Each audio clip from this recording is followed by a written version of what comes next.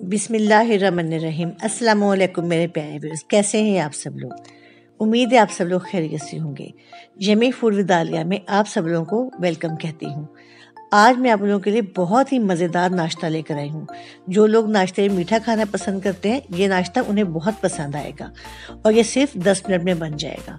आज मैं आप लोगों के लिए मालपुड़े की रेसिपी लेकर आई हूँ, जो कि बहुत ही मज़ेदार और बहुत ही आसान है। इसे बनाने के लिए हमें जो चीज़ें चाहिए वो ये हैं: मैदा 1 कप, सूजी 1/4 कप, इलायची पाउडर आधा चम्मच, पानी हस्बे ज़रूरत, ऑयल हस्बे ज़रूरत और 1 कप चीनी को मैंने लिया है और मैंने उसे पीस लिया है। बिल्कुल बारीक पीसना है। एक बाउल में सूजी डालूंगी और उसमें थोड़ा सा पानी डालकर इसे 5 मिनट के लिए छोड़ दूंगी ताकि सूजी फूल जाए।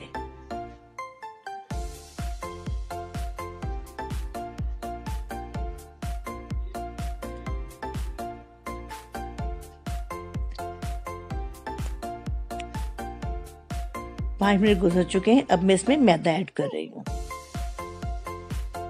साथ ही मैं इसमें पिसी हुई चीनी भी डाल दूंगी।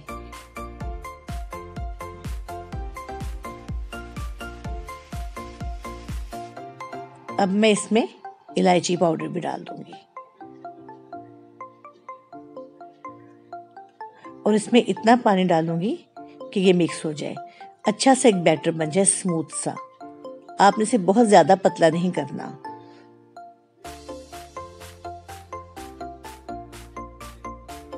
देखिए, इसकी कंसिस्टेंसी ये होनी चाहिए। पैन में ऑयल डालूंगी और उसे गर्म करूंगी। ऑयल को बहुत तेज गर्म नहीं करना।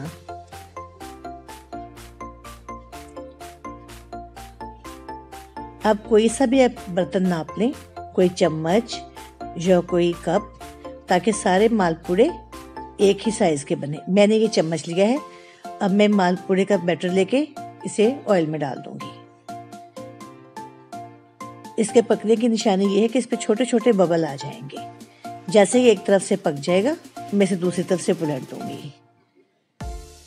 देखिए, इस पे छोटे छोटे बबल आने शुरू हो गए हैं और इसके कॉर्नर्स भी थोड़े थोड़े ब्राउन हो गए हैं।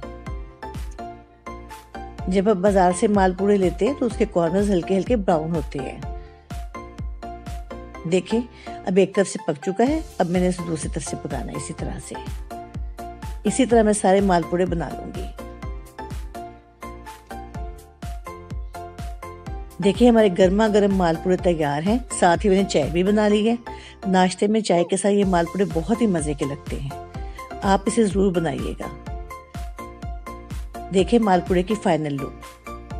अगर आप लोगों को मेरी रेसिपी अच्छी लगी हो तो प्लीज़ इसे लाइक और शेयर कीजिएगा और मेरे चैनल को सब्सक्राइब कीजिएगा।